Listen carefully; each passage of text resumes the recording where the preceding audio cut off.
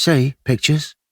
The patient who had a bed 2 along from Julius, Samson, another joke name as he was a muscle-less stick, threw a glance towards Tiny Bill and then gave Julius a confiding smile to say, "Aren't we better off than him?" "It'll be the treatment for Tiny Bill, I'll bet." Julius flinched. "Come on, Tiny Bill, try to get up."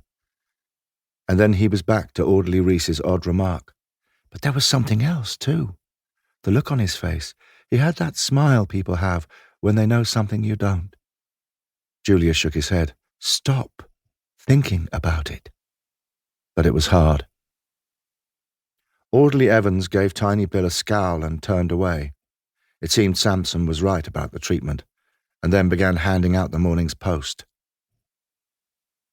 "Sorry, Tiny Bill." "Inru thlithrau I mi?" Julius asked. Orderly Evans gave a brief laugh. The orderlies were always amused to hear Julius, one of the few Englishmen in mid-Wales, trying to speak Welsh. "No pictures. No letters for you this morning." "That's more than a week now. Even Lou hasn't written." Julius's sister, Louisa, normally wrote as regularly as clockwork. "I hope nothing's wrong.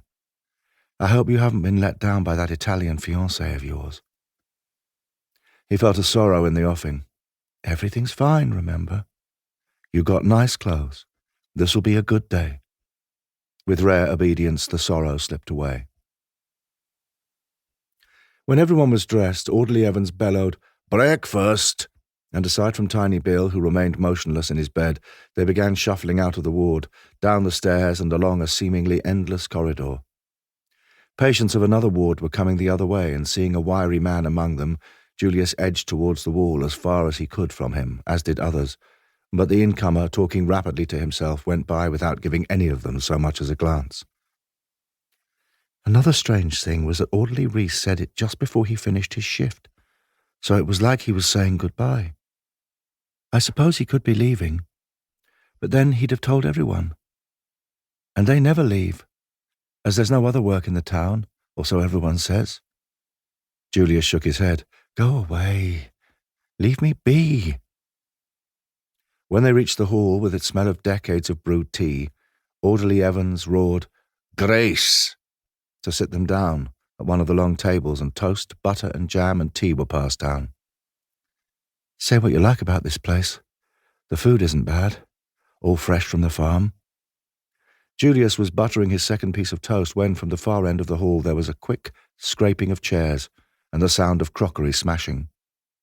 Julius and the others at his table jumped to their feet to see, as I thought, one of the hard cases.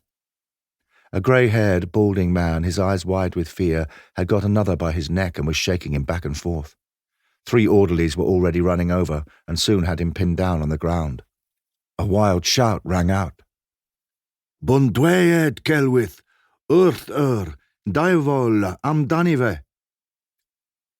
"Pictures?" asked the Reverend, who'd been a clergyman in Hay and knew no Welsh. "What's he saying?" "He says the other one was telling lies about him to the devil." The Reverend gave a little nod. "Be glad he was down there, far away from me." "Grace! Grace!" came a new roar to sit them back down.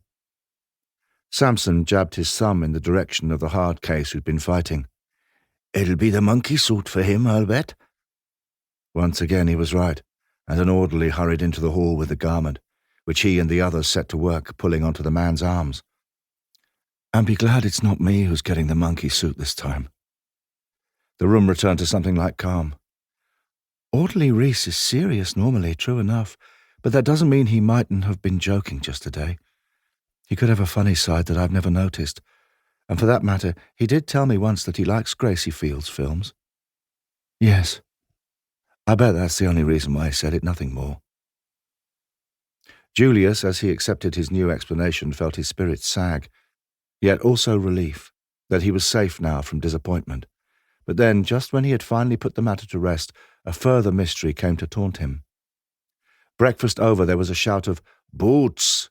to call him and the others, who were fit for work, to the shoe room, where Julius picked a laceless pair from the long line on the shelf.